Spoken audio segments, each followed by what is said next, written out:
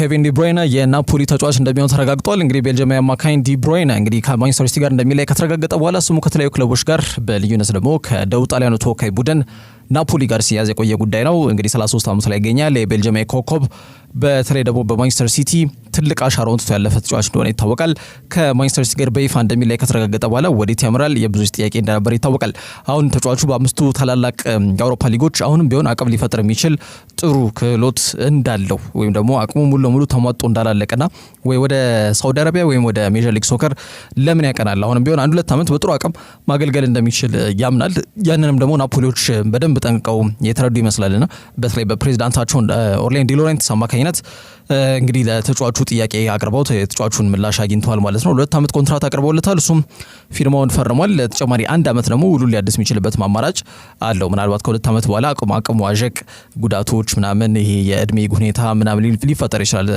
ስለዚህ ተጨማሪ የ3ኛውን ዓመቷን በሁለቱ ተቋማት ወይም ደግሞ በክለቡና በተጫዋቹ ወኪል አማካኝነት ከተነጋገሩ በኋላ ነው 3ኛውን ዓመት ይቀጥላል አይቀጥልም የሚለው የሚወሰነው ማለት ነው። ለ2 ዓመት ግን ፊርማውን በይፋ አስቀምጧል ዲ ብሩይነ ማለት ነው። በቀጣይ በጣሊያን ሴሪያ እናያለን ማለት ነው። እንግዲህ የመጀመሪያዎቹ 2 ዓመታት ላይ የተጣራ ዓመታዊ 6 ሚሊዮን ዩሮ ያገኛል። 3ኛው ዓመት ላይ ደግሞ ፊርማው የሚያስቀምጥ ከሆነ 5 ሚሊዮን ዩሮ የሚያገኝበት መንገድ ተዘርግቶለታል። ኬቪን ዲ ብሩይነ እንግዲህ በናፖሊ በጣም አቅም ያላቸው ተጫዋቾች ጋር የሚጣመር ይሆናል። እንደሚታወቀው ከፕሪሚየር ሊግ ያቀኑ ተጫዋቾች አሉ። ኤምቪፒ በዋናነት የቀድሞ የማንቸስተር ዩናይትድ አማካኝ ተጫዋች ስኮትላንዳዊው ስኮት ማክቶሚናይ ያለ ከዛ ውጪ እንደነ ፊሊፕ ቤሊንግ አይነት ተጫዋቾችም ተቀያሪ ወንበር ላይ ቢቀመጡም አሉ። እንደነ ስታኒስላቭ ሎቦትካን ጨምሮ በአማካኝ መስመር ላይ ከነ ቢሊ ጊልመር ከነዚህ ተጫዋቾች ጋር የሚጣመር ይሆናል ማለት ነው። ሌላው ተስቶ ደግሞ ከቀድሞ ብሔራዊ ቡድን ካሁንም የብሔራዊ ቡድን አጋሩ ከሮሜሉ ሉካኩ ጋር ደግሞ በፊት መስመር ላይ በክለብ ደረጃ የሚጣመሩበት አጋጣሚ ሰፊ ስለመሆኑ መመልከት ይቻላል። አሁን ባለው ወቅት ዲ ብሩይነ ላይ ፍላጎት እንዳላቸው በጣም በስፋት ሲገለጽ ቆይቷል። የክለቡ ፕሬዚዳንት ተጫዋቹን ለማስፈረም በሚደረገው ጥረት ላይ ናፖሊ ብቻ አይደለም በግል ስልካቸው የእሳቸውም ጥረት ከፍተኛ ስለመሆኑ የተገለጸ ይገኛል። በጀርመን እንዲሁም በእንግሊዝ እግር ኳስ ተጫውቶ አልፏል። ዲ ብሩይነ አሁን የጣሊያን እግር ኳስ ለመጫወት ከጫፍ ደርሷል። ወኪሎቹ የርቀት ስሮችና ተያያዥነት ያሉ ጉዳዮችን ለማጠናቀቅ ኔፕልስ ደርሷል። ዲ ብሩይነ ወልፍስበርግ ለቆ ሲቲን ከተቀላቀለ በኋላ ወደ 280 ጨዋታዎች ላይ ተሰልፎ ተጫውቷል። 70 ጎል አስቆጥሯል። 118 ኳሶችን ደግሞ አመቻችቶ ያቀበለ ተጫዋች ነው። ሪያን ጊግስን በመከተል በፕሪሚየር ሊጉ በርካታ ኳሶችን አመቻችቶ ያቀበለም ሁለተኛው ተጫዋች ያደርጓል። ግን በፕሪሚየር ሊጉ ተሰልፎ የተጫወተው የተጫዋች ከ2015 አንስቶ ነው ማለት ለ10 ዓመት ብቻ ለሚሆን ጊዜ ነው የተጫወተው። ግን በፕሪሚየር ሊጉ ትልቅ ታሪክን ካስመዘገቡና እንዲሁም ጥሩ እንቅስቃሴን ካሳዩ ተጫዋቾች መካከል ስሙ ይጠቀሳል። ስኩዴቶን እንደሚታወቀው ለአራተኛ ጊዜ ከሰሞኑ ያሳኩት ናፖሊዎች አሁንም በሴሪያው በመጪዎቹ ጊዜያቶች ላይ ጠንካራና ተፎካካሪ ሆነው ለመቅረብ ጥረት እያደረጉ ይገኛሉ። በዛ ሂደት ተስፋቸውን ለማጠናከር እንደ ዲ ብሩይነ አይነት ተጫዋቾች ሚናቸው ከፍተኛ ይሆናል ተብሎ ይገመታል። አንቶኒዮ ኮንቴም በክለቡ ጸንተው እንዲቆዩ በጣም ከፍተኛ የማግባባት ስራዎች እየተሰሩ ይገኛሉ።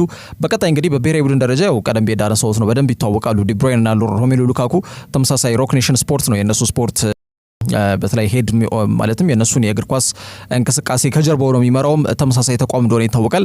ሮክ ኔሽን ስፖርት ይባላል። በድጋሚ በዲዬጎ አርማንዶ ማራዶና ስቴዲየም ሁለቱም ተጫዋቾች ሊጣመሩ የሚችሉበት እድል አሁን በጣም የሰፋ ስለመሆኑ መናገር ይቻላል። አሁን ባለው ወቅት ሁኔታ ዝውውር የተጠናቀቀ ተብሎ ሊገለጽ የሚችል ነው።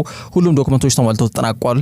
እንግዲህ ዲ ብሩይነ አዲሱን ምዕራፍ እንግዲህ በጣሊያን ሴሪያ የሚጀምር ይሆናል ማለት ነው። ከዛ ውጪ አርሰናል ቤንያሚን ሼስኮን ለማግኘት በሚያደርጉት ጥረት ላይ ከተጫዋቹም ከክለቡም አረንጓዴው መብራት በርቶላቸዋል ተብሏል። እንግዲህ ስሎቬኒያዊው የ22 ዓመቱ ከጥቂት ቀናቶች በፊት ነው 22 ዓመቱን ያዘው። ቁመተ መለሎ ነው የተጫዋች በነገራችን ላይ ሜትር ከ96 ነው የሚረዝመውና የአየር ላይ ኳስ ሚምር አይነት ተጫዋች እንዳልሆነ ይሄ እንግዲህ ቁመቱ ራሱ ይናገራል። ረዘም ያለ ተጫዋች ነው ከሌሎች የአጥቂ መስመር ተጫዋቾች ለየት ባለ መልኩ ማለት ነውና ይሄንን የሌፕዚግ የአጥቂ መስመር ተጫዋች ለማስፈረም ካሳለፍነው ክረምት ወር አንስቶ ከዛም ደግሞ ባሳለፍነው ጥር ወር 2 ጊዜ ሞክሯል። በተለይ በልዩነት በሚኬል አርቴታ ጥረት ማለት ነውና በሁለቱም አጋጣሚዎች አልተሳካላቸውም። አሁን ግን በዚህ ክረምት ተጫዋቹን ለማግኘት የተቃረበ ክለብ ስለመሆኑ መናገር ይቻላል። አምና ተጫዋቹን ለማስፈረም መድፈኞቹ ከጫፍ ደርሰው ነበር። ተጫዋቹን ግን ያው ውሉ ለተጨማሪ 1 ዓመት በመራዘም ዝውውሩ ሳይሳካ የቀረበት አጋጣሚ ያለ እስከ 2029 በሬድ ቡል አሪና የሚያቆየውን ውል ፈርሞ ሼስኮ ከ1 ዓመት በኋላ ደግሞ ክለቡ እንደሚለቅ ማረጋገጫ ተሰጥቶታል። እንግዲህ ይሄ ያኔም ማለትም አምናም ለ1 ዓመት ውሉን ሲያራዝም በክለቡ እስከ 2029 ይቆያል ማለት እንዳልነበር ግልጽ ነው። የራሱን ማርኬት ቫልዩ ለክለቡም ጠቀም ያለ ገቢ የሚያገኝበት መንገድ በስምምነት ለመዘርጋት የታሰበ እንደሆነ ይታወቃል። ዘመናዊ ዝውውር መስኮት ይሄን ነገር እያካተተ ነው የሚገኘው። አርቢ ሌፕዚግ ቀጣይ ዓመት የሻምፒየንስ ሊግ ቦታን ይዞ ማጠናቀቅ አልቻሉም። አሰልጣኛቸው ማርኮ ሮዝን ብቷል። ማነው ቤንያሚን ሼስኮ ደግሞ ከክለቡ ጋር አሁን መለየት መቻል እንዳለበት ጀንትልማን አግሪመንት አላቸው ወይም ደግሞ በተለይ ቃል የተገባለት ተጫዋች ነውና ከቡድኑ ጋር ቀጣይ ዓመት የቀድሞ ዝግጅቶችም ውጪ ተደርጎ እንግዲህ ሻንጣውን ሸክፎ እየተጠባበቀ ነው የሚገኘው ባለው ወቅት ሁኔታ። ስለዚህ ለሼስኮ የሚቀርቡ የዝውውር ጥያቄዎች ክለቡ እንደሚቀበልም በይፋ አሳውቋል። ከዛ ጋር በተያያዘ አርሰናል በድጋሚ ይህንን ተጫዋች ለማስፈረም ስማቸው መያዝ ብቻ አይደለም ድርድር ላይ ነው የሚገኙት። መድፈኞቹ ላለፉት 2 ዓመታት በግልጽ ሲታይ የነበረው የ9 ቁጥር ክፍተታቸውን ለመጠገን አይናቸውን ሼስኮ ላይ ነው ያሰረፉት። ተጫዋቹን ለማስፈረም ንግሮችና ድርድሮችን አሁንም ቢሆን እንደቀጠሉ የስካይ ጀርመኒ ጋዜጠኛ ፍሎሪያን ፕሌተንበርግም ማረጋገጫ የሰጠበት ጉዳይ ነው። አዲሱን አሰልጣኝ ሲሞኔ ኢንዛጊን አሰልጣኝ አድርገው የሾሙት የሳውዲ ፕሮ ሊግ ክለቡ አልሂላል በመጪዎቹ የክለብ የዓለም ዋንጫ የፊታችን እሁድ ይጀምራል። ለክለባቸው ግልጋሎት እንዲሰጥ በማሰብ መጀመሪያ ቪክተር ኦስሜንን ለማስፈረም ለናፖሊ 75 ሚሊዮን ዩሮ አቅርበው ነበረ። የደቡብ ጣሊያኑ ተወካይ ቡድን ናፖሊም ገንዘቡን ተቀብሏል። ግን ኦስሜን ጥያቄውን ውድቅ አድርጎታል። በዚህ እድሜው ተጫዋቹ ወደ ሳውዲ ማቅናት ፍላጎት የለውም። በቱርክም ጊዜው መጠነኛ በሆነ መልኩ እንደተቃጠለ ነው የሚያስበው ኦስሜንና አሁንም ቢሆን ከዚህ ተጫዋች ውደትና ዝውውር ጉዳይ መዳረሻው የት እንዲሆን ያደርጓል የሚጠበቀው ጉዳይ ነው። ቼልሲም ተጫዋች አስፈርመዋል። አርሰናልም ሼስኮ ሊያስፈርም ነው። ኦስሜን የት ሊያመራ ነው? ብዙዎች እየጠየቁት የሚገኘው ጥያቄ ነው። ይህ በእንዲህ እንዳለ የሼስኮን ዝውውር ለመጥለፍ ተጫዋቹን የግላቸው ለማድረግ ጥረት አድርገው ነበረ። እንግዲህ ተጫዋቹ ጥያቄውን ውድቅ ማድረጉ ተሰምቷል ማለት ነው። ባለው ወቅት ሁኔታ የክለቦች ዓለም ዋንጫ ላይ የሚሳተፉ ቡድኖች ለነሱ ተብሎ የተከፈተውን የዝውውር መስኮት በይፋ ተዘግቷል። እንደሚታወቀው ከትላንትና በስቲያ ሌሊት 6 ሰዓት ላይ ነው የተዘጋው።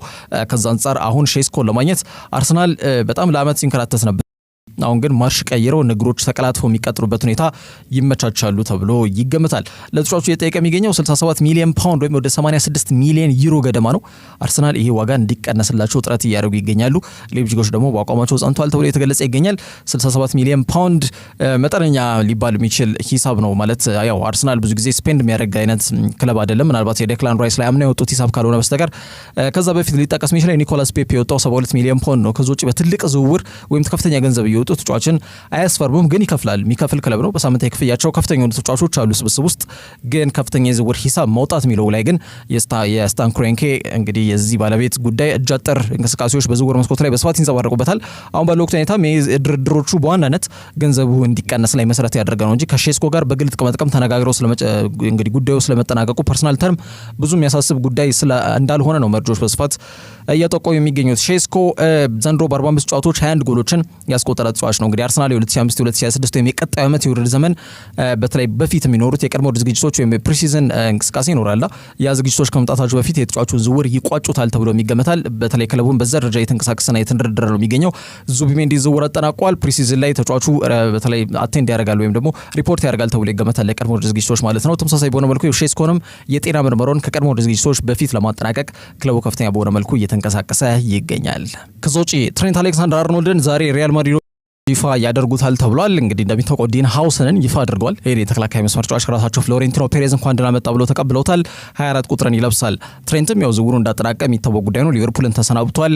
በግራም በቀኝም እስካሁን ሀሳብ ቢሰነዘርበትም ለዚህ ተጫዋች ላይ በተለይ ከፍተኛ በሆነ መልኩ ተጫዋቹ ያለውን አቅም በሚገባ ለዚህ ክለብ ሰጥቷል። ምንም ጥያቄ ሊነሳበት የሚገባ አይነት ተጫዋች አይደለም በሚል እንደና የርገን ክሎፕ አይነት አሰልጣኞች በተለይ የተጫዋቹ እዚህ መድረስ ትልቁን አስተዋጽኦ ያበረከቱ የሙያ አባቱ ሊባል ይችላል ተናግረዋል። በተለይ ተጫዋቹን ከፍተኛ ክሪቲሲዝም ወይም ደግሞ ትችት የሚሰነዝሩ የሊቨርፑል ደጋፊዎች አሉ። ሊቨርፑል ለ20 ዓመት እርግጥ ነው ጠቅሟል ሜዳ ላይ፣ ግን ደግሞ በገንዘብ መጥቀም የሚችል ነበርና ኮንትራቱ ለ1 ዓመት አራዝሞ ክለቡን በዝውውር መልቀቅ የሚችልበት ሂደት ነበር። በነፃ የለቀቀበት አጋጣሚ በጣም ክለብ የሚያስቆጭ ነው በሚል ብዙዎች ሀሳብ እንደሚሰነዝሩ ይታወቃል። 26 ዓመት ላይ የሚገኘው ትሬንት አሌክሳንደር አርኖልድ በፕሪሚየር ሊጉ ከፍተኛ በሆነ መልኩ በርካታ ኳሶችን አመቻችቶ ያቀበለ ተጫዋች ነው። እንደነ ማርሴሎ፣ ፊሊፕ ላም አይነት ሮቤርቶ ካርሎስን ጨምሮ በርካታ ቁልፍ የሚባሉ የክንፍ ተመላላሽ ወይም የፉልባኮች ማለት ነው በዓለም አቀፍ ደረጃ ላይ ወይም በዓለም እግር ኳስ ላይ ከታዩ ጥሩ የሚባሉ ሌፍት ባኮች ወይም ደግሞ ራይት ባኮች ሊሆን ይችላል። በአጠቃላይ ፉልባክ ደረጃ ላይ ቶፕ 10 ተብሎ ወይም ደግሞ ምርጥ 10 ተጫዋቾች ተብሎ ቢጠራ አርኖልድ አሁን ሊካተት የሚችልበት ሁኔታ ላይ ነው የሚገኘው። የእግር ኳስ ሂደቱም ገና 26 ዓመቱ ከመሆኑ ጋር በተያያዘ ማለት ነውና ሪያል ማድሪድ ከፈለገ የትኛውም ተጫዋች ወደ ሪያል ማድሪድ እንደሚያቀና የሚታወቅ ጉዳይ ነው። ከልጅነት እስከ እውቀት በዚህ ክለብ አሳልፏል። በጣም በርካታ ስኬቶችን ፕሪሚየር ሊግንም ሻምፒየንስ ሊግንም ያሳካ ተጫዋች ነውና የኮንትራት እድሳት ጥያቄውን ሳይቀበል ወደ ሪያል ማድሪድ የሚያቀና ተጫዋች ነው። ሪያል ማድሪድ ግን በነጻ አይደለም የሚያገኘው 10 ሚሊዮን ዩሮ ይከፍላሉ። በነገራችን ላይ የሚከፍሉበት ዋነኛው ምክንያት በክለቦች ዓለም ዋንጫ ላይ ተጫዋቹን እንዲሰለፍ ስለሚፈልጉ ማለት ነውና ከዛ ጋር በተያያዘ በነጻ ሙሉ ለሙሉ በነጻ ነው የወጣው ተብሎ ሊገለጽ አይችልም። ዛሬ እንግዲህ በይፋ በሪያል ማድሪድ ይፋ ይደረጋል። የተጫዋች በሳንቲያጎ ቤርናቦም ተብሎ እየተገለጸ ይገኛል ማለት ነው። እንደሚታወቀው ቀደም ብዬ እንዳነሳሁት ሃውሰን ተጠናቋል። አሁን ደግሞ የአርኖልድን ዝውውር ክለቡ በዛሬው ዕለት ይፋ ያደርጋል ተብሎ ይገመታል። በዳኒ ካርቫል ቦታ ላይ እንግዲህ ኮሪደሩን የመምራት ኃላፊነትም ይሰጣል ተብሎ ነው የሚገመተው። በጃቪ አሎንሶ ስር የቡድኑን በተለይ የማጥቃትና የመከላከል ሚዛን መከላከል ላይ ክፍተት አለበት ተጫዋቹ እርግጥ ነው በማጥቃት ሂደት ላይ ግን በተለይ የተለመደውን አይነት ጥሩ የሚባል እንቅስቃሴ በመፍጠር ለበርካታ የአጥቂ መስመር ተጫዋቾች ኳሶችን አመቻችቶ ማቀበል ሂደት ላይም ትልቅ አስተዋጽኦ ያበረክታል ተብሎም ታምኖበታል። ከዛ ውጪ ፍሎሪያን ቪርትዝ የሊቨርፑል ሪከርድ ግዢ እንደሚሆን ተረጋግጧል። ያው ሊቨርኩሰኖች በዚህ ተጫዋች ጉዳይ ላይ ፍንክች ለማለት ፈቃደኛ እንዳልነበሩ የሚታወቅ ጉዳይ ነው። የጠየቁት 150 ሚሊዮን ዩሮ ነው። ያ ዩሮ እንግዲህ 150 ሚሊዮን ማለት ነው እንደወረደ እንደሚከፈላቸው ለማወቅ ተችሏል። ይሄ ዝውውር ለመጠናቀቅ የተቃረበ ስለመሆኑ በጣም በስፋት ሲገለጽ የቆየ ጉዳይ ነው። አሁን ግን 100% በሚባል ደረጃ ይሄ ዝውውር ተጠናቋል ማለት ነው። ስለዚህ ተጫዋቹ የሊቨርፑል ሪከርድ ግዢ እንደሚሆን ተረጋግጧል ማለት ነውና ሊቨርፑል እንደዚህ አይነት ገንዘብ ለየትኛውም ተጫዋች አውጥቶ አያውቅም። መጀመሪያ 100 ነበር ያቀረቡት፣ ውድቅ ሆነ። አሁን ደግሞ 30 ጨመሩበት፣ 130 ሚሊዮን ዩሮ አቀረቡ። ሊቨርኩሰኖች ጥያቄውን ውድቅ አደረጉ ለሁለተኛ ጊዜ። አሁን ለሶስተኛ ጊዜ ሙሉን ማለት 150 ሚሊዮን ዩሮን በማቅረብ ይህንን ገንዘብ ከፍለው ተጫዋቹን የግላቸው ማድረጋቸው ተረጋግጧል ማለት ነው። 22 ዓመት ላይ ነው የሚገኘው የጀርመናዊ። በተለይ ከሊቨርፑል ጋር ቀደም ብሎ እንግዲህ በግል ጥቅማ ጥቅም ወይም ፐርሰናል ተርም ከስምምነት ላይ ስለመድረሱ ሲገለጽ መቆየቱ አይዘነጋም።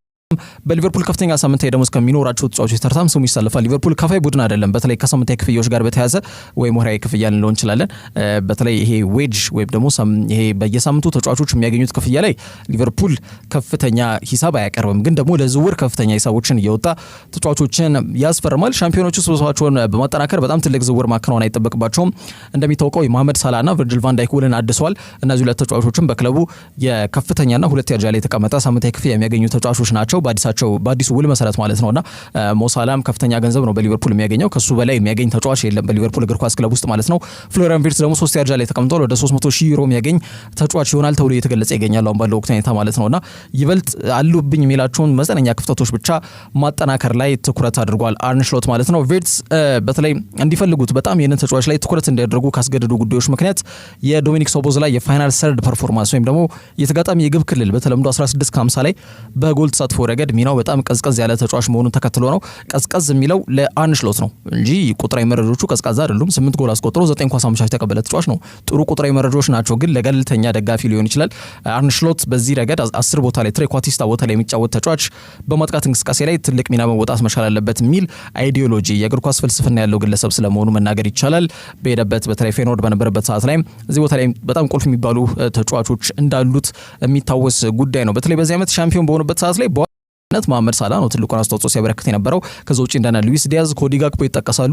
እነዚህ ሶስት ተጫዋቾችም የክንፍ ማጥቃት እንቅስቃሴ ላይ መሰረት ያደርጉ ተጫዋቾች ናቸውና በአጥቂና በ10 ቁጥር ቦታ ላይ ክፍተት ቡድኑ ላይ በትልቁ ሲታይ የነበረ ጉዳይ እንዳለ ማንሳት ይቻላል። ያን ነገር ለመቅረፍ ነው ቪርትዝን በትኩረት በጣም እዚህ ተጫዋች ላይ ከፍተኛ ፍላጎት በማሳየት ተጫዋቹን በትኩረት ለማስፈረም ሲንቀሳቀሱ የነበረው ማለት ነው። በዚህ ዓመት በሌቨርኩሰን 16 ጎል አስቆጥሮ 15 ኳስ አመቻችቶ ማቀበል የቻለ ተጫዋች ነው ፍሎሪያን ቪርትዝ። ስለዚህ የማጥቃት እንቅስቃሴ ላይ ይሄ ጀርመናዊ ኮከብ የተሻለ አቅምና ክህሎት ስላለው እዚህ ቦታ ላይ ጥሩ ጥንካሬ ያለብሳቸዋል ተብሎ ይገመታል ማለት ነው። ከኳስ ውጪ ወደ አማካይ መስመር በመመለስ ቡድኑን በማገዝ ላይ ክፍተት ይነሳበታል ቢባልም ሊቨርፑሎች ግን የተጫዋቹን ጠንካራ ጎን ብቻ ነው የሚፈልጉት። ለዚህ ጠንካራ ጎኑ ደግሞ 150 ሚሊዮን ዩሮ ሪሊዝ ክሎዝን የውል ማፍረሻውን ይከፍላሉ። በተለይ በቀጣይ ዓመት በሚኖራቸው የሻምፒየንስ ሊግ እግር ኳስና አድቬንቸር ላይ አርነ ስሎት ጥሩ መጓዝ መቻል እንዳለበት ይጠበቅበታል። ተጫዋቹ ፊርማውን ካስቀመጠው ከፍተኛ ሚና ይሰጣል ተብሎ ይገመታል። እንደሚታወቀው ጓደኛው ጀርሚ ፍሪምፖንግ ቀደም ብሎ ፊርማውን ለሊቨርፑል ያስቀመጠ ተጫዋች እንደሆነ ይታወቃል። ይሄ ጋና የዘርግንድ ያለው ኔዘርላንድ የቀይ መስመር ተመላላሽ ተከላካይ ስፍራ ተጫዋች የትሬንት አሌክሳንደር አርኖልድን ቦታ የሚሸፍን ይሆናል። አንድ ላይ ሁለቱም ወደ አንፊልድ አምርተዋል ማለት ነው። አርነ ስሎት በቀጣዩ የውድድር ዘመን የሚገመገምበት የውድድር ዘመን ይሆናል ተብሎ ይገመታል። እንግዲህ የክረምት ሁለተኛው ፈራሚ ይሄ አስደናቂ ኮከብ ፍሎሪያን ቪርትዝ መሆኑ ተረጋግጧል። ሚሎሽ ኬርኬዝ ደግሞ ሶስተኛው ፈራሚ ይሆናል ተብሎ ይገመታል። ከዛ ውጪ ማርኮ አርናውቶቪች ከኢንተር ሚላን ጋር በዚህ ክረምት ይለያያል ተብሏል። በተረጋገጠ ደረጃ የተገለጸ የሚገኝ ጉዳይ ነው። 36 ዓመት ላይ ነው የሚገኘው የኦስትሪያ አጥቂ መስመር ተጫዋች አርናውቶቪች በያዝነው የፈረንጆቹ ሰኔ ወር ኮንትራቱ ይጠናቀቃል ከናራ ዙሪዎቹ ጋር የሚያቆየው ውል ማለት ነው። ከዛ ጋር በተያያዘ ከክለቡ ጋር ማይቀጥል ራሱ ተጫዋቹ ይፈርጓል ማለት ነው። አርናውቶቪች ለሁለተኛ ጊዜ ነው ኢንተር ሚላንን የተቀላቀለው። እንደሚታወቀው በ2009 በ2010 የውድድር ዘመን በውሰት ያን እንግዲህ ወጣት እያለ ኢንተር ሚላን ቤት አሳልፈው ነበር። አርናውቶቪች በድጋሚ ከሁለት ዓመት በፊት ነው ቦሎኛ ለቆ ሳንሲሮን የተቀላቀለው ማለት ነው። በቦሎኛ ቤት በጣም አመርቂና አስደናቂ እንቅስቃሴን ሲያሳይ የነበረ ተጫዋች ነው። ተጫዋቹ አቅም ካላቸው ተጫዋቾች መካከል አንዱ ነው። ዌስትሃም ቤትም ያን ነገር በተደጋጋሚ ሲያሳይ የቆየ ተጫዋች እንደሆነ ይታወቃል። አርናውቶቪች በስካይ ኢታሊያ ጋር ባደረገው ቆይታ እዚያ ያለው ውሌ አልቋል። በሳንሲሮም አልቆየም። አዲሱ አሰልጣኝ ኪቩ መልካም ዕድል እንዲገጥመው ነው የምመኘው። የቡድን አጋሮቹ በመጪው የውድድር ዘመን የዋንጫ ክብር እንደሚያሳኩና በዚህም ደግሞ እርግጠኛ ነኝ የሚል ሀሳብ ሰንዝሯል። እንደሚታወቀው ያው ከኢንተር ሚላን ጋር በተያያዘ አሰልጣኙ ለስንብት ያደረገው ጉዳይ ባሳለፍነው ሚያዝያ ወር ላይ ለሶስትዮሽ ዋንጫ ሲንደረደር የነበረ ቡድን ነው። አመቱ ሲጠናቀቅ ግን ምንም ዋንጫ ሳያሳኩ መቅረታቸው እንግዲህ ጁሴፔ ማሮታን በጣም ያስቆጣ ጉዳይ ሆኗል ተብሏል። ያን ተከትሎ እንግዲህ አሰልጣኛቸው ኢንዛጊን ማሰናበታቸው የሚታወቅ ጉዳይ ነው። ኪቩን እንግዲህ የቀድሞ ተጫዋቻቸውን ቀጥረዋል። የፓርማ አሰልጣኝ ነበረ። በይፋ ኢንተር ሚላን የተረከበበት አጋጣሚ እንዳለ ማንሳት ይቻላል። ከአርናውቶቪች ውጪ እንግዲህ ዮዋኪን ኮሪያና ራፋኤል ዲ ጂናሮ እንግዲህ ውላቸውን በዚህ ወር ከኢንተር ሚላን ጋር ይጠናቀቃል። እነዚህ ተጫዋቾች ከክለቡ ጋር ይቀጥላሉ ወይስ ደግሞ ይለያያሉ የሚታይ ጉዳይ ነው የሚሆነው። ከዛ ውጪ ማት ተርነር ወደ ኦሎምፒክ ሊዮን ማምራቱ ተረጋግጧል። በአሜሪካ ብሔራዊ ቡድን ግብ ጠባቂ ነው ማት ተርነር። የቀድሞ የአርሰናል እንዲሁም የኖቲንጋም ፎረስት ግብ ጠባቂ እንደሆነ ይታወቃል። በ9.8 ሚሊዮን ዶላር ወጪ ተደርጎበት ወደ ግሩፓማ ስቴዲየም የሚያመራ ይሆናል ማለት ነው። 30 ዓመቱ ላይ ነው የሚገኘው የግብ ጠባቂ። በዚህ ውድድር ዘመን በክሪስታል ፓላስ ቤት ነው በውሰት ያሳልፈው። የኤፍኤ ካፕ ክብርን አሳክቷል። ምንም ለክለቡ ያን ያክል ጥሩ ግልጋሎትን ባይሰጥም ማለት ነው። የመሰለፍ ዕድልን በስፋት አላገኘም። ለኦሊቨር ግላስነር ቡድን 4 ጨዋታ ላይ ብቻ ነው ተሰልፎ የተጫወተው፣ ግን የኤፍኤ ካፕን አሳክቷል። በሊዮን እንግዲህ ብሔራዊ ቡድን አጋሩን ታነር ቴስማንን ያገኛል። በአሜሪካ ብሔራዊ ቡድን ላይ በጋራ ይጫወታሉ። የሊዮን ቋሚ ግብ ጠባቂ ይሆናሉ የሚለው አጠያቂ ጉዳይ ነው። ብራዚላዊ ሉካስ ፔሪ ነው በዚህ ዓመት በተጠናቀቀው የውድድር ዘመን ማለት ነው ወደ 45 ጨዋታዎች ላይ ተሰልፈው በቋሚነት ተመራጩ ግብ ጠባቂ በመሆን ሲያገለግል የቆየው ማለት ነው። የተርነር ዝውውር ግን ለአሰልጣኝ ማውሪሲዮ ፖቼቲኖን በጣም እፎይ ሊያስብል ወይም እረፍት ሊሰጥ ወይም ሊያስደስት እንደሚችል ይገምታል። ዋነኛው ምክንያት የጨዋታ ጊዜን እንዲያገኝና የብሔራዊ ቡድኑ ተመራጭ ግብ ጠባቂ እንዲሆን አሰልጣኝ ፖቼቲኖ ስለሚፈልግ ነው ማለት ነው። ምክንያቱም በክለብ ደረጃ ተቀያሪ ወንበር ወይም ደግሞ ቤንች የሚሆን ግብ ጠባቂን በብሔራዊ ቡድን ደረጃ ቋሚ አድርጎ ማሰለፍ ትንሽ አስቸጋሪ እንደሆነ ይታወቃል። ባሳለፍነው ቅዳሜ በአሜሪካ በተለይ ከቱርክ ጋር ጨዋታውን አድርጋ 2-1 ተሸንፋ ነበር። ያኔ ኒውዮርክ ሲቲውን ማት ፍሪዝን ነበረ ጨዋታውን እንዲጀምር ያደረገው። አማራጭ የለም እንግዲህ ወቅታዊ አቋምና ጥሩ የመሰለፍ ዕድል የሚያገኝ ግብ ጠባቂ ነው መሰለፍ ያለበት በብሔራዊ ቡድን ደረጃ። ይህ ሁሉን የሚያስማማ ሀሳብ እንደሆነ ይታወቃልና አሁን ግን ወደ ኦሎምፒክ ሊዮን በማቅናት ማት ተርነር ምናልባት የሚሰለፍበትን ዕድል የሚያገኝ ከሆነ በድጋሚ እንግዲህ ቦታውን በብሔራዊ ቡድን ደረጃም ሊያስመልስ የሚችልበት ዕድል ሰፊ ሊሆን እንደሚችል ይገመታል። ከዛ ውጭ የቪክተር ጊዮኬሬሽ የዝውውር ዑደት ሌላ መልክ እያዘ ነው ተብሏል። ተጫዋቹ ከፍተኛ እሰጥ አገባ ውስጥ ገብቷል ከክለቡ አመራሮች ጋር ተብሎ እየተገለጸ ይገኛል። እየተካሄደ ባለው ሁኔታዎች ደስተኛም አይደለም ተብሎ ነው እየተገለጸ የሚገኘው። የዚህ ተጫዋችና የቪክተር ኦሲሜን ጉዳይ በጣም አስቂኝ የሆነ ነው። በቃ ዝውውሩ ተመሳሳይነት የሚታይበት ዑደት ነው ያለው። ሁለቱም ቃል ይገባላቸዋል፣ ግን ቃላቸው የሚጠብቅላቸው ሰው እንደሌላ መላካሽ ነጥብ ነው ይመሳስላል ዝውውራቸውን። ተጫዋቹ ያው ስፖርቲንጎችን በዚህ ክረምት ክለቡ እንደሚለቅ ተነጋግረን ነበር። ቀደም ብዬ እንዳለሰውት በሼስኮ ላይ ጀንትልማን አግሪመንት ነው ያለው። እዚህም ጀንትልማን አግሪመንት ነበረ ወይም ደግሞ ቃል ተሰጥቶኛል ቃል በተግባር የሚውልበት አጋጣሚን እያዩ አይደለም፣ ቃላቸውን አጥፈዋል ብዬ መናገር ይችላሉ በሚል የክለቡ አመራሮች ላይ ቁጣና ንዴቱን እየገለጸ ይገኛል ተብሏል። ከቪክተር ጊዮኬሬሽ ጋር በተያያዘ ማለት ነው። ይህ ተጫዋች በአውሮፓ 5 ታላላቅ ሊጎች ላይ ቢኖር ኖሮ የአውሮፓን የወርቅ ጫማ ይወስድ የነበረ ተጫዋች ነውና በተለይ ፖርቹጋል የ5 ታላላቅ የአውሮፓ ሊጎች ውስጥ ካለመሆኑ ጋር በተያያዘ ነው እንጂ በርካታ ጎሎችን ያስቆጠሩ ተጫዋች እሱ ነው። እሱን የሚቀድም ተጫዋች የለም። በኮፊሽንት ላይ ግን ያው 5 ታላላቅ ሊጎች ውስጥ ኪሊያን ምባፔ ስላለ የእሱ እንቅስቃሴ በ2 ተባዝቶ ነው ያው ጊዮኬሬሽን በልጦ የወርቅ ኳስን የወርቅ ጫማን የወሰደው ማለት ነው። የአውሮፓ ከፍተኛ ጎል አስቆጣሪ በሚል ማለት ነውና ጊዮኬሬሽ በጣም ጥሩ አቅምና ጥሩ እንቅስቃሴ የሚያደርግ ተጫዋች ነው።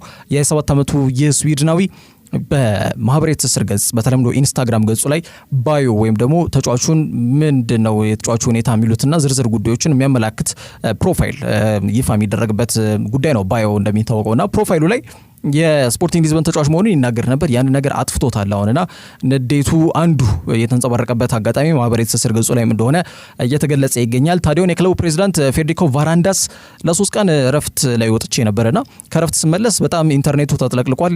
ጋዜጦችም የዚህ ተጫዋች ጉዳይ ይፋ እያደረጉ እያየው ነውና እኛ ቃላችንን የምናጥ ሰዎች አይደለም። ስፖርቲንግ ሊዝበን ከክርስቲያኖ ሮናልዶ ዶስ ሳንቶስ አቬሮ ከዓለማችን ምርጡ ተጫዋች አንስቶ ቁጥር ስፍር የሌላቸውን አስደናቂ አቅም ከችሎታ ጋር የተካኑ ተጫዋቾች እንደ ብሩኖ ፈርናንዴዝ፣ ፔድሮ ፖሮን ሌሎች በርካታ ተጫዋቾችን ሲያፈራና በገበያው ላይ ጥሩ ገቢን ሲያገኝ የቆየ ክለብ መሆኑ ባይዘነጋ ጥሩ ነው። ከጊዮኬሬሽ ጋር በተያያዘ እኛ ሚሊዮን ዩሮ ተጫዋቹን ለመሸጥ ፍላጎት እንደሌለን ባሳለፍነው ጥር ወር ጀምሮ አሳውቀናል። ተጫዋቹ በበርካታ ክለቦች ይፈልጋል፣ ጥያቄ የለውም። የቀረበልን ግን 60 ነው። 60 ሚሊዮን ዩሮና እየታየ የሚጨመር 10 ሚሊዮን ዩሮ ቀርቦልናል። ክለብ መናገር አልፈልግም። ይሄ ገንዘብ ቀርቦልናል። ይሄ ገንዘብ ግን እኛ ለመቀበል ፍላጎት የለንም። ይሄን ገንዘብ ለመቀበልማ ጥር ወር ላይ እንቀበል ነበረ። የውል ማፍረሻው 100 ሚሊዮን ከተከፈለ ብቻ ተጫዋቹን ወደ ፈለገበት ቦታ ማቅናት ይችላል። ክፍተቱ ያለው ወኪሉ ጋር ነው የሚል ሐሳብ ይዘው ወጥቷል። ያ ደግሞ እኛን የሚመለከት አይደለም። ከወኪሉ ጋር ያለውን ጉዳይ ራሱ ተጫዋቹ ነው መጨረስ ያለበት ሲሉ ኦነስት ቨርዲክት ወይም ደግሞ እውነታውን አፍርጠው ተናግረዋል ማለት ነው። የክለብ ፕሬዚዳንት የውል ማፍረሻው ካልተከፈለን በስተቀር ወይም ደግሞ ይሄ በጣም ይሄ ንቅንቅ አንልም ከውል ማፍረሻው የሚል ነገር ሐሳብ የለንም። ግን 70 በጣም ያነሰ ገንዘብ ነው። በ7 ይሄን የመሰለ ተጫዋች አንሸጥም። ወኪሉ ሐሰን ሴቲንካያ ነው።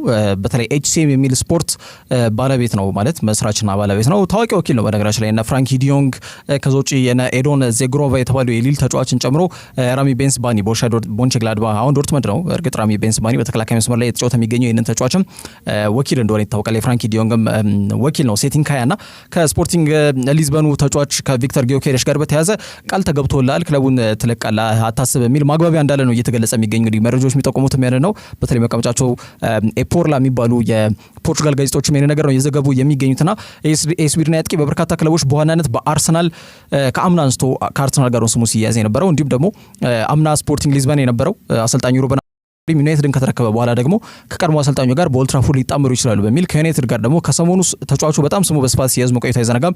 ዩናይትድ የሻምፒየንስ ሊግ ተሳትፎ ባያገኝም ወደዚህ ክለብ ማምራት እንደሚፈልግ ተጫዋቹ ሲናገር መቆየቱ አይዘነጋም እና የቀረበላቸውን ገንዘብ ይቀበሉ የተጫዋቹ ጥያቄ ነው። ክለቡ እንደሚለቅ ቃል ተገብቶልኛል፣ የቀረበውን ገንዘብ ይቀበሉ ነው እያለ የሚገኘው። የክለቡ ባለቤት ደግሞ ቀደም ብዬ እንደጠቀስኩት በተለይ ክፍተቱ ያለው ወኪሉ ጋር ነው። እኛ በዚህ ገንዘብ ተጫዋቹን እንለቃለን ብለን ለማንም ሰው ቃል አልገባንም የሚል ሀሳብ ነው እየሰጡ የሚገኙትና እንደሚታወቀው ዩናይትድ ፍላጎታቸው መሬት በማስያዝ ተጫዋቹን ለማስፈረም የዝውውር ጥያቄ በማቅረብ እቅድ ላይ እንደነበሩ የሚታወቅ ጉዳይ ነው። የውል ማፍረሻው ካልተከፈላችሁ ማለት በጣም ከባድ ነው። 100 ሚሊዮን በዚህ ሰዓት መክፈል ግን ወደ 85 ገደማ ሚሊዮን ፓውንድ ወጪ ከተደረገ ግን ተጫዋቹን ለመሸኘት ዝግጁ ይሆናሉ ተብሎ ይገመታል። የዚህ ተጫዋች የዝውውር ዑደት አሁን ሌላ መልክ መያዙ መናገር ይቻላል። ሰጣ ገቦች እየተሰሙ ይገኛሉ። 27 ዓመቱ ላይ ነው የሚገኘው ቪክተር ጊዮኬሬሽ። በተጠናቀቀው የውድድር ዘመን ከሱ በላይ በርካታ ጎሎችን ያስቆጠረ ያጥቂ ተጫዋች የለም። በዚህ ክረምት ክለቡ እንደሚለቅ ጀንትልማን አግሪመንት ቃል እንደተገባለት ተናግሯል። ከዛ አንጻር መዳረሻው የት ይሆናል የሚለው ጉዳይ በዚህ ክረምት ምላሽ ከሚሹ ጉዳዮች መካከል አንዱና ዋነኛው ነው። ጊዮኬሬሽ ያው በ2023 ሰኔ ወር ላይ ነበረ እንደሚታወቀው በክለቡ ሪከርድ በሆነ ዋጋ 20 ሚሊዮን ዩሮ ወጥቶበት እየታየ በሚጨምር 4 ሚሊዮን ዩሮ ማለት ነው ኮቬንትሪ ሲቲን በመልቀቅ ስፖርቲንግ ሊዝበን የተቀላቀለው ማለት ነው። ከዛ በኋላ ተጫዋቹ ያው ያረገ የሚገኘው ጉዳይ ታሪክ ነው። ብዙ መናገር አያስፈልግም ስለዚህ ተጫዋች። በጣም አመርቂ እንቅስቃሴና ኳስ ላይ በተለይ 1653 እጅግ በጣም ዓለማችን ላይ ከሚገኙ ጭራሽ የሚባሉ አጥቂ ተጫዋቾች መካከል ስሙ ከፊት እየተጠቀሰ ይገኛል። ወዴት ያመራል ይሄ ጉዳይስ እንዴት ልባት ያገኛል? በቀጣይ መልስ ከሚሹ ጉዳዮች መካከል ይጠቀሳሉ። ከዛ ውጪ አሌሃንድሮ ጋርናቾን ለማስፈረም እንግዲህ ሁለት የእንግሊዝ ፕሪሚየር ሊግ ክለቦች ከዛ ውጪ ደግሞ አሰልጣኝ ኤሪክ ቴን ሃግም እንግዲህ ሌቨርኩሰን እንዲቀላቀል ለማድረግ ጥረት እያደረገ ይገኛል የሚሉ መረጃዎች እየወጡ ይገኛሉ። ከጋርናቾ ጋር በተያያዘ በይፋ ይሄ ተጫዋች ማንቸስተር ዩናይትድ እንደሚለቅ እንደተረጋገጠ ይታወቃል። ተጫዋቹ ከተቻለ በፕሪሚየር ሊጉ መቆየት እንደሚፈልግም ተያይዞ እየተገለጸ ይገኛል። እንግዲህ ተጫዋችና የአሰልጣኝ ሩበን አሞሪም ውጥረት ከሰሞኑ በጣም ብዙ ሲባልበት የቆየ ጉዳይ ነበር፣ የሚታወቅ ጉዳይ ነው። አሁን ተጫዋቹ በይፋ ከማንቸስተር ዩናይትድ ጋር እንደሚለይ ተረጋግጧል። የሩበን አሞሪም አፕሮች በተለይ ደግሞ ተጫዋቾቹን ከዚህ በፊት ከስንቱ ጋር በተለይ ከአንቶኒ ጋር ከማርከስ ራሽፈርድ ጋር እንዲሁ መጠነኛ ሰጣ ገባ ውስጥ በመግባት እንግዲህ ተጫዋቾቹ ክለቡ እንዲለቁ ምክንያት ሆኗል። አሁን ደግሞ ጋርናቾ ክለቡን እንደሚለቅ ተረጋግጧል ማለት ነው። ጋርናቾ በኤሮፓ ሊግ የፍጻሜ ጨዋታ ላይ 20 ደቂቃ ብቻ ማግኘቱን ተከትሎ በጣም ንዴቱን ሲገልጽ እንደነበር የሚታወቅ ጉዳይ ነው። ከአሰልጣኙ ጋርም ውጥረት ውስጥ እንዲገባ ያስገደደው ነጥብ ያ እንደነበር የሚታወቅ ጉዳይ ነውና የውድድር ዘመኑ የመጨረሻ መርሃ ግብር ላይም ከስብስቡ ውጪ እንዲሆን ተደርጓል። ከአስቶን ቪላው መርሃ ግብር ላይ ቀዮች ሰይጣናት በቀጣይ ዓመት ተጠናክሮ ለመቅረብ የአሰልጣኙን ያጫወት ፍልስፍና ተጫዋቾች ላይ በጣም ተደራራቢ የነጥብ ጨዋታዎች በየሳምንቱ ሳይመጡባቸው በነፃነት እንዲረዱት ለማድረግ የአቋም መገምገሚያና መለኪያ ጨዋታዎችን ወደ ማሌዥያ በማቅናት ማከናወናቸው አይዘነጋም። በተለይ ደግሞ በቆይታቸው ላይ ተጫዋቹ ወደ ማሌዥያ ላይ ያቀኑት እንደሚታወቀው በጣም ጋርናቾ ላይ ሲታይ የነበረው አቲቲዩድና ቦዲ ላንጉዌጅ ወይም ሲያሳይ የነበሩ ባህሪያቶች በአጠቃላይ በክለቡ እንደማያውቁ ያመላካሽ ጉዳዮች እንደነበሩ ይታወቃል። እንደ ዴቪድ ቤካም አይነት የክለቡ የቀድሞ ተጫዋቾች ጉዳዩን በመተቸትም ለክለቡ ደጋፊዎች ክብር ማሳየት አለበት፣ በነጻ ሳይሆን በተለይ ጊዜና ገንዘባቸውን ሰውተው ነው የሚገቡት የሚል ሀሳብ ሰንዝሮ እንደነበረ አይዘነጋም። የጋርናቾን ባህሪ ሲተች ነበረ ዴቪድ ቤካም። ለደጋፊዎች የሚሰጠው አስተያየት በእጆቹ በተለይ የሚያመላክታቸው ጣቱ መሀል ጣቱ መውጣት ተያዥ ነገሮች በጣም በስፋት ሲታዩበት ነበር እዛ ማሌዥያ ላይና በክለቡ ጸንቶ እንደማይቆይ ይህ አመላካሽ ነጥቦች ናቸው ተብሎ ሲገለጽ ቆይቷል።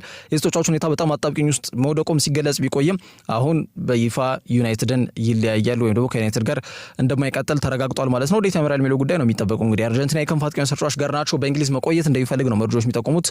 ማንቸስተር ዩናይትድ ለተቀናቃኝ እንዲሁም ለተፎካካሪ ቡድን ተጫዋቹን አሳልፎ የመስጠት ፍላጎቱ ባይኖራቸውም ግን አሁን ባለው ወቅት የራትክሊፍ አስተዳደር ገቢ ማግኘት ላይ ነው ትኩረት እያደረገ የሚገኘው። ስለዚህ ተጫዋቹን ለመሸኘትና ገቢ ለማግኘት ዝግጁ ናቸው ተብሎ የተገለጸ ነው የሚገኘው። ወጣቱ አርጀንቲና ተጫዋች ስሙ በስፋት ከናፖሊና ከቀድሞ ክለቡ አትሌቲኮ ማድሪድ ጋር ባሳለፍነው ክረምት አንስቶ ሲያዝ የቆየ ጉዳይ እንደነበረ አይዘነጋም። በመጨረሻም በክለቡ ጸንቶ ቆይቶ ነበረ። ከጊዜ ወደ ጊዜ ግን ውጤታማነቱ ሜዳ ላይ ልዩነት ፈጣሪ እንቅስቃሴው እየተዳከመ መምጣቱ በግልጽ የታየ ይገኛል። በክለቡ ደስተኛ ለመሆኑ ጉዳይ ደግሞ እየተበራከተ መጥቷልና አሁንም ያ ጉዳይ ሳይለቀው ቀርቶ ተጫዋቹን በማንቸስተር ከተማ የሚኖርበትን ቤት ገና በጊዜ ነው የሸጠው። ከዛ ውጪ ከአሰልጣኝ አሞሪም ክለብ ፈልገህ ብታገኝ ይሻላል ንግግር ደግሞ ተጫዋቹን መውጫው በር ላይ ያቆሞታል። ጋርናቾ የእግር ኳስ ጉዞ በአትሌቲኮ ማድሪድ ነው የጀመረው። ዩናይትድን በጊዜ ሂደት በ2021 ነው የተቀላቀለው ለዋናው ቡድን ማለት ነው። በካሪንግተን ብዙም ሳይቆይ ለዋናው ቡድን ቶሎ ማደግ ችሏል። በዚህ ውድድር ዘመን በሁሉም ጨዋታዎች ዘንድሮ ባደጋቸው 54 ጨዋታ 11 ጎል አስቆጥሮ 10 ኳስ አመቻችቶ ማቀበል የቻለ ተጫዋች ነው። የሚገራው ካገኘ ጋርናቾ በጣም ዓለማችን ላይ ተጽዕኖ ፈጣሪ ከሚባሉና ጥሩ አቅም ካላቸው ተጫዋች መካከል አንዱ መሆን የሚችልበት እድል አለው። ቪኒሲየስ ጁኒየር በካርሎ አንቸሎቲ ስር ምን አይነት ተጫዋች ሆኖ ለባላንዶር ራሱን እጩ ያደረገ ተጫዋች በት አጋጣሚ ተፈጥሯል እንደሚታወቀውና ተመሳሳይነት ባህሪ ስላላቸው ነው። ጋርናቾ አሁን የሚገራው አሰልጣኝ ካገኘ በደንብ ጥሩ አቅም ላይ የሚደርስ የሚችል ተጫዋች እንደሆነ በግልጽ እየታየ ይገኛል። ያው ተጫዋቹን ለማስፈረም በሊጉ ብቻ በተረጋገጠ ደረጃ አርሰናልና ቼልሲ ተጫዋቹን የማስፈረም ፍላጎት አላቸው። የቀድሞ አሰልጣኙ ቴን ሃግ ደግሞ ተጫዋቹን ወደ ሌቨርኩሰን እንዲያቀና ለማድረግ ጥረት እያደረጉ ይገኛሉ ተብሏል። በድጋሚም በቤያሪና ለመጣመር ፍላጎት አላቸው ተብሎ እየተገለጸ ይገኛል። የጋርናቾ ቀጣዩ ማረፊያው ክለብ የት ይሆናል የሚለው ጉዳይ ይጠበቃል። በመጨረሻ ማንቸስተር ሲቲ ተስፈኛውን ወጣት ስቬር ናይፓንን ለማስፈረም ለማስፈረም በሚደረገው ጥረት ላይ አርሰናልን በመቅደም ተጫዋቹን በእጃቸው ለማስገባት ተቃርቧል ተብሏል። እንግዲህ 18 ዓመቱ ላይ ነው የሚገኘው ይሄ ኖርዌያዊ ወንደርኪድ ወይም ተስፈኛ ወጣት ተጫዋች ስፌር ናይፓን ይህን ተጫዋች ለማስፈረም ሁለቱም ክለቦች አርሰናልና ማንቸስተር ሲቲ አንገት ለአንገት እጅግ በጣም ከፍተኛ ትንቅንቅ ሲያደርጉ መቆየታቸው የሚታወስ ጉዳይ ነው። አርሰናል የማጥቃት እንቅስቃሴው ውስን ተጫዋቾች ላይ ያጠነጠነና እንደ ቡድን የሚያጠቃ ቡድን አለመሆኑ በተለያዩ ጊዜያቶች ላይ በውጤት እጦት እንዲፈተኑ ካስገደዱ ጉዳዮች መካከል ከብዙ በጥቂቱ ይነሳሉ። ማርቲን ኦዴጋርድ አንዱ የቡድኑ የማጥቃት እንቅስቃሴ ዋና ዳጊ ፈጣሪ ተጫዋች ነው። ግን የተጫዋች ጥሩ አጥቂ ይፈልጋል። በቡድኑ የማጥቃት እንቅስቃሴ ላይ በተለይ ተጫዋቹ በዚህ ዓመት ጥሩ የሚባል ጊዜ እንዳላሳለፈ ይታወቃል። ተጫዋቾች ያው ፎርማቸው አንዴ ዝቅ ይላል፣ አንዴ ከፍ ይላል። ይሄ ያለ በዓለም እግር ኳስ ላይ ሁሌም ቢሆን የሚኖር ጉዳይ ነው። ተጫዋች አንዳንዴ ፎርሙ ከፍ ይላል፣ ፎርሙ ዝቅ ይላል። ግን ፎርሙ ዝቅ ባለበት ሰዓት ላይ ከጎኑ መሆን ነው የሚያስፈልገው። አንዳንድ የአርሰናል ደጋፊዎች ተጫዋቹ በጣም በዚህ ዓመት ባሳየው እንቅስቃሴ ደስተኛ ባለመሆን ክቡሮ ፍራንዴዝ ጋር ነው ይህን ተጫዋች ያነጻጸር ነው በሚል በጣም በለፈለፉ በአፍ ጠፉ ማለት እኛ ነን በሚል በማህበራዊ ትስስር ገጽ ላይ ሀሳባቸውን ሲገልጹ እንደነበር ይታወቃል። ኦዴጋርድ በጣም ጥሩ አቅም ያለው ተጫዋች እንደሆነ ግልጽ ጉዳይ ነው። ፎርም ግን አንዴ ከፍ ይላል አንዴ ዝቅ ይላል። ይሄ ያለ ጉዳይ ነውና በዚህ ዓመት ደግሞ ጉዳቱም መታየት መቻል ይኖርበታል። ለሁለት ወር ከሜዳ የራቀበት ሰዓት ላይ አርሰናል የማጥቃት እንቅስቃሴው በጣም ተዳክሞ ታይቶ እንደነበር የሚታወስ ጉዳይ ነው። በነዛ ጊዜያት ላይ ኦዴጋርድ ባልነበረባቸው ወይም ባልተሰለፈባቸው 11 የፕሪሚየር ሊግ ጨዋታዎች ላይ አርሰናል ማሳካት የቻለው 7 ነጥብ ብቻ እንደነበር መተወስ መቻል አለበት። ተጫዋቹ ከጉዳት መልስ አምና የነበረውን አስደናቂ እንቅስቃሴና ተጽዕኖ ግን ማሳደር ተስኖት ነበር። አርሰናል የስብስቡን የማጥቃት እንቅስቃሴ ለማጠናከር ደግሞ ይህንን ተስፈኛ ወጣት ወይም ደግሞ ቀጣዩ ማርቲን ኦዴጋርድ የተባለውን ተጫዋች ስፌር ናይፓንን ከሮዘንበርግ ለማስፈረም ከሚጫወትበት ክለብ ማለት ነው እንቅስቃሴ ጀምረው ነበረ። ማንቸስተር ሲቲም ሌላው የዚህ ተስፈኛ አጥቂ አማካይ መስመር ተጫዋች ፈላጊ ስለመሆናቸው ሲገለጽ ቆይቷል። ወደ 12 ሚሊዮን ዩሮ ነው የሚገመተው የተጫዋች አውሮፓ ውስጥ ከሚገኙ በጣም ትልቅ ተስፋ ከሚጣልባቸው ተጫዋች መካከል ስሙ ይጠቀሳል። ተጫዋቹ ዘንድሮ በተለይ ማንቸስተር ሲቲ ቼልሲን በፕሪሚየር ሊጉ 3-1 ሲያሸንፉ ኤቲሃድ ስቴዲየም ተገኝቶ ጨዋታውን ታድሞ ነበር። አማራጮቹን እያማተረ እንደሚገኝ ሲገለጽ ቆይቷል። በኖርዌይ ሊግ ሮዘንበርግ በተባለው ክለብ 16 ዓመቱ ላይ ሆኖ ጎል ማስቆጠር የቻለ በእድሜ ትንሽ ተጫዋች ነው። በአጠቃላይ ለዚህ ክለብ ባደረጋቸው 60 ጨዋታዎች ደግሞ 13 ጎል አስቆጥሮ 11 ኳስ አመቻችቶ ማቀበል ችሏል። አርሰናል እንዲሁም የሲቲ ፉትቦል ግሩፕ አባል የሆነውና ሂሮና የሲቲ እህት ክለብ ነው። እንዲሁም ደግሞ አስቶን ቪላም ፕሮፖዛሎች ለተጫዋቹ አቅርበውለታል። አርሰናል ባሳለፍነው ጥር የዝውውር መስኮት ላይ ተጫዋቹን ለማስፈረም ከጫፍ ደርሰው 11ኛው ሰዓት ላይ ተጫዋቹ ሀሳቡን ቀይሮ ነው ዝውውሩ ሳይከናወን የቀረው ማለት ነው። ቀጣዩ እንግዲህ እሱ ውሳኔ ነው የሚሆነው። አሁን ባለው ወቅት ሁኔታ ግን ተጫዋቹን ለማስፈረም ከፊት የሚገኘው ክለብ ማንቸስተር ሲቲ ስለሆኑ ማንሳት ይቻላል። አማራጮቹን እያየ ነው። ተጫዋቹ በየስቴዲየሞቹ እየሄደ ጉብኝት እያደረገ ይገኛል።